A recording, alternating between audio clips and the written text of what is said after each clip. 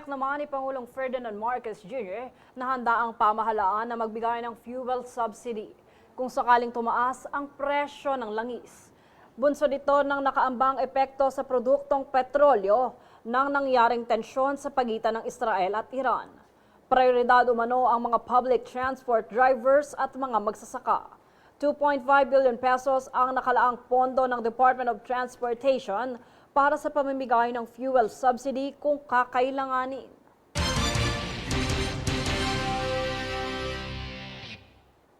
Isiniwalat naman ng isang accredited lawyer ng International Criminal Court o ICC na posibleng kalapit na bansa lamang ang pansamantalang tutuluyan ni dating Pangulong Rodrigo Duterte.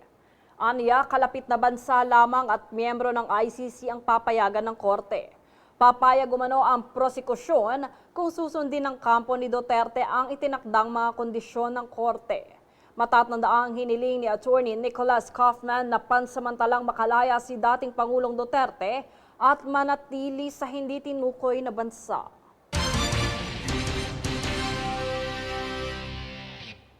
Kaugnay pang balita, tinanggihan ng pamahalaan ng Netherlands ang petisyong political asylum ni dating presidential spokesperson Harry Roque na kinumpirma ito ni Justice Secretary Jesus Crispin Remulla. Sa ngayon ay hinihintay na lamang ng DOJ ang resulta sa kanyang asylum sa bansang Germany.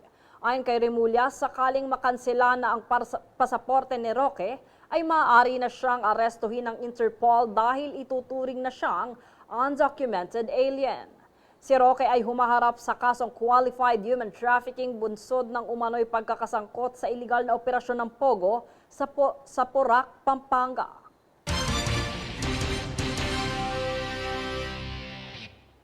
Samantala, kasunod ng direktiba ni Pangulong Ferdinand Marcos Jr., binabantayan na ng Department of Energy o DOE ang posibleng epekto ng presyo ng langis sa bansa at patuloy na tensyon sa Middle East.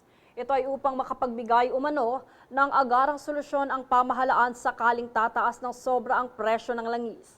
At kung hindi naman maiwasan ang labis na pagtaas ng presyo, makikipag-usap ang DOE sa mga kumpanya ng langis upang mapanatili ang inventory levels hanggat maaari at isaayos ang presyo nito.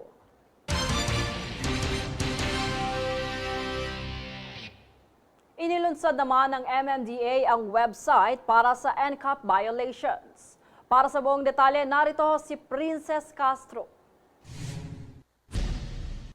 Inilunsad na ng Metropolitan Manila Development Authority o MMDA nitong Lunes ang website para sa No Contact Apprehension Policy o NCAP violations. Ito ay pinangalan ng May Huli Ka 2.0 na nagpapahintulot sa mga motorista at may-ari ng sasakyan na suriin ang kanilang mga paglabag sa trapiko sa ilalim ng naturang pulisiya. Para masuri kung mayroon bang paglabag, mangyari lamang ilagay ang plate o conduction sticker number at kanilang motor vehicle file number sa website. Ayon kay MMDA Chairperson Romando Artes, ang paglalagay ng MV file number ay karagdagang seguridad at proteksyon upang hindi makompromiso ang data privacy ng mga may-ari ng sasakyan. Sa pamamagitan kasi nito, anya ay tanging mga may-ari ng sasakyan lamang ang makakakita ng kanilang mga paglabag sa ilalim ng NCAP. Samantala, kabilang sa features ng website ay ang pag-access sa detalyadong impormasyon ng paglabag tulad ng ebidensya ng larawan at video, petsa at oras, uri ng paglabag, kaukulang multa at mga lokasyon ng pag-aayos. Nakapaloob din dito ang kanilang mga susunod na hakbang tulad ng proseso ng pagbabayad, kung saan babayaran ang multa at kung paano i-contest o iapila ang kanilang concern. Bukod dito, balak din ng ahensya na magkaroon ng real-time short messaging system at mga notifications sa email ng niregister na account ng mga car owner. Princess Castro nag-uulat para sa Golden Nation Network.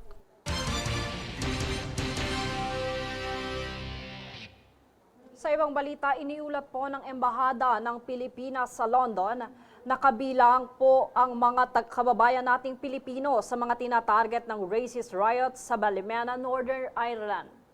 Nagsimula ito nang may ulat umano na sexual assault sa isang batang babae, ang dalawang Romanian teenager. Sa kasagsagan ng kaguluhan, sinunog ng mga rioters ang ilang bahay at sasakyan, kabilang ang pag-aari ng isang Pilipino. Itinuturing itong racist thuggery.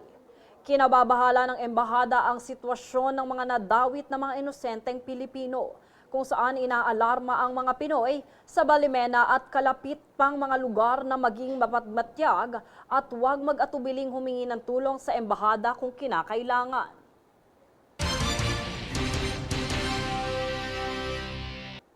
Good news po sa mga travelers at nagbabalak magbakasyon sa Taiwan, extended ang visa-free entry program para sa mga may hawak ng Philippine passport hanggang taong 2026.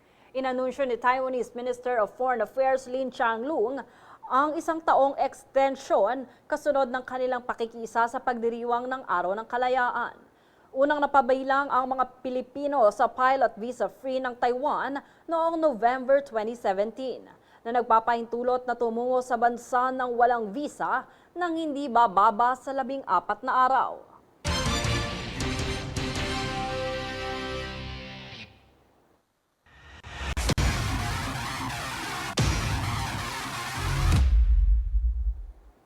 Balitang sports, target ng Olympic gold medalist na si Heidelin Diaz na sumabak sa Los Angeles Olympics 2028.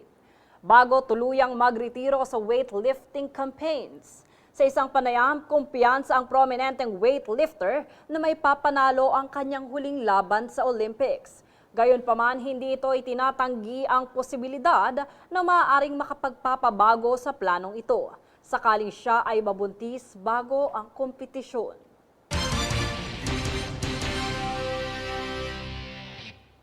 At narito ang recap ng mga nagbabagang balita ngayon. Sa ulo ng mga balita. Pagbabalik ng klase, naging mapayapa. Airspace ng Israel at Jordan, sarado. 34 na nawawalang sabungero, inilibing sa Taal Lake ayon sa testigo. Petisyong asylum ni Roque sa Netherlands, hindi ipinagkaloob. NCAP violations, may website na. At Olympic gold medalist Heidelin Diaz sasabak sa LA 2028 bago magretiro. Patas at pantay na balita, komprehensibong ulat para sa pulso ng masa. Ito ang News Force.